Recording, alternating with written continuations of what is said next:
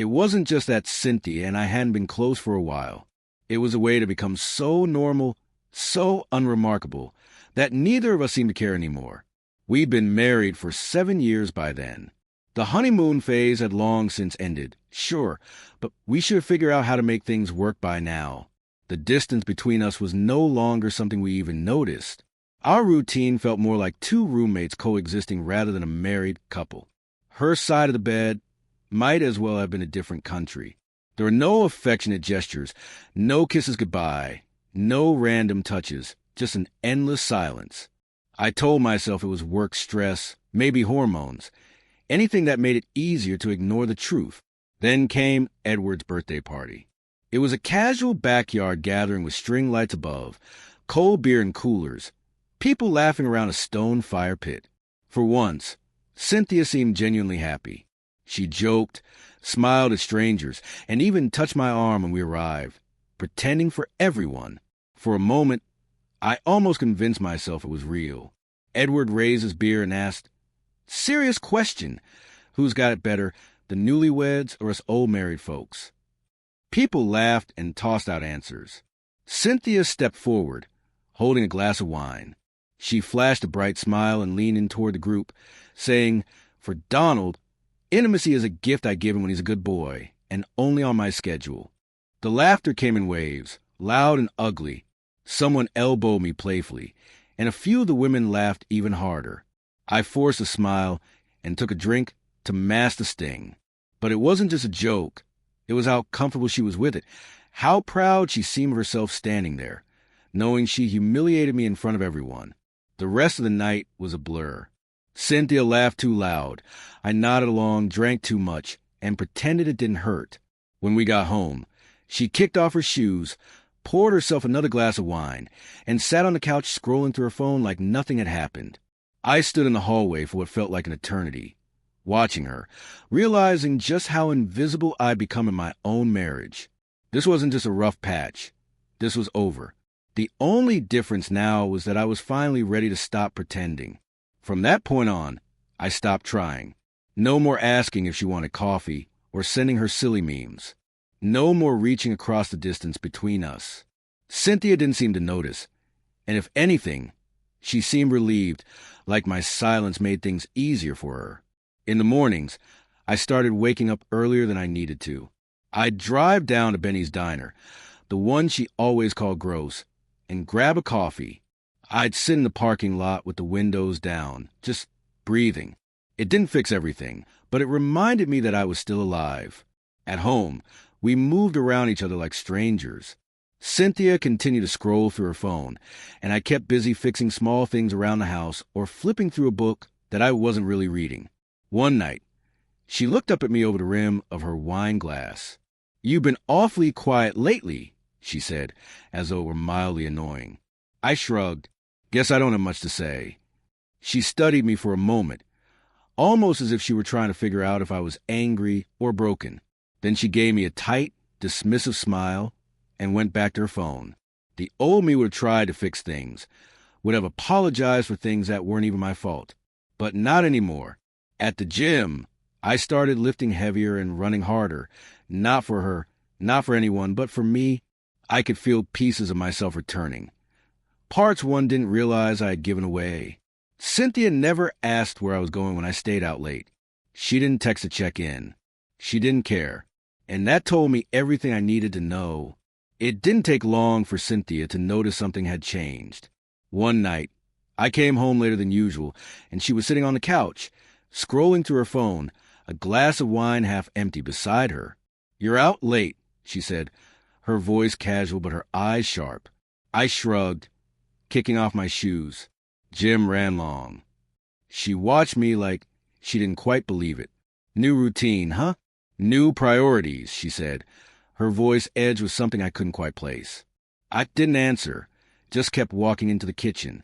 I could feel her staring at my back, trying to decipher the shift in me.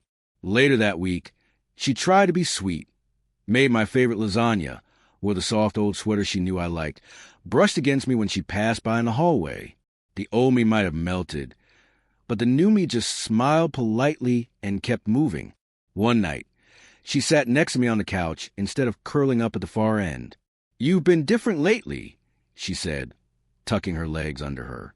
"Yeah," I said, not taking my eyes off the TV. "Feels good." She laughed lightly, trying to keep it playful. "You're not having a midlife crisis, are you?" "Nope, just realizing what matters." For the first time, I saw a flicker of real fear cross her face.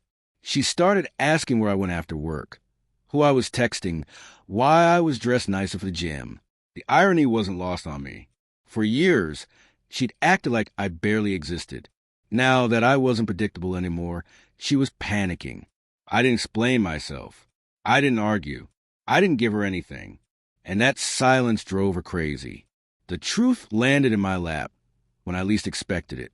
I ran into Evan, Edward's brother, at the gas station one Sunday afternoon.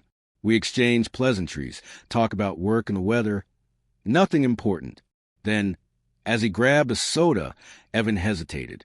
"By the way," he said, almost like an afterthought, "I saw Cynthia the other day downtown." I glanced at him, keeping my face neutral. "Yeah, she was with some guy I didn't recognize. They looked close." I kept my voice steady. "When was that?" "Thursday afternoon, I think, around 3. I nodded once. "Good seeing you." He picked up on the change in my tone, gave a quick, awkward goodbye, and left. I stood there for a moment, letting the cold air from the cooler wash over me. Thursday. Cynthia had told me she was running errands that day. When I got home, I waited until she was in the shower, then did something I never thought I would do. I checked her phone. It wasn't hard. She never bothered to change the passcode. Buried inside a folder labeled Budget Apps was the real secret. A second messaging app. I scrolled through the messages. They were all there: pictures, flirty texts, plans for weekends, jokes about me. "He's so boring. He's like living wallpaper. Don't worry, he'll never find out. He's too passive." I scrolled through more photos, him, Chase, grinning, shirtless, the guy who thought he could replace me. I closed the app, forwarded the worst messages and photos to my private email, careful not to make any mistakes. Then I deleted the forwarding history and locked my phone. It wasn't rage I felt, more like something cold or something final. I stepped out onto the back deck while she blow-dried her hair, taking a moment to think. There was no speech that would fix this. No confrontation would bring satisfaction.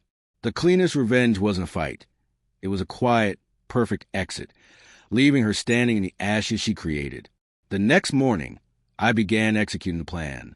While Cynthia got ready for her day, I was already several steps ahead. I opened a private account at a different bank, transferred my paycheck, froze our joint savings. I wasn't reckless. I was precise. Clean cuts, no mess. At lunch, I met Lisa, a lawyer I had discreetly researched weeks before. She was sharp, no nonsense.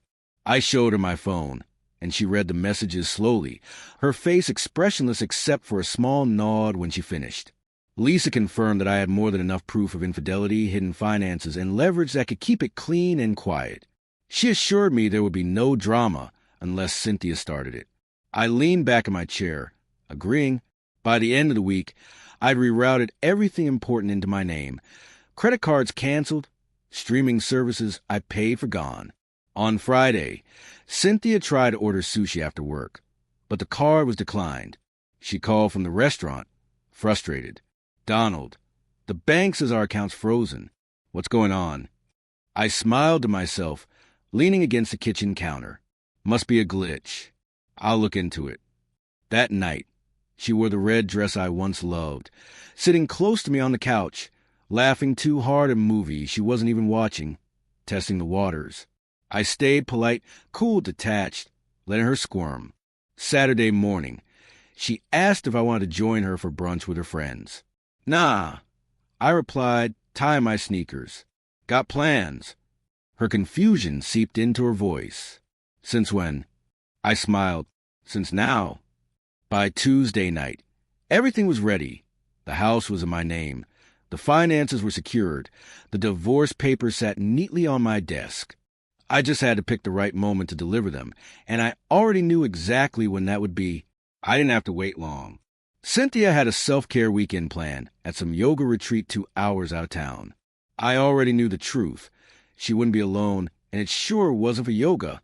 Saturday morning, she rushed around the house, packing leggings and makeup into a small bag.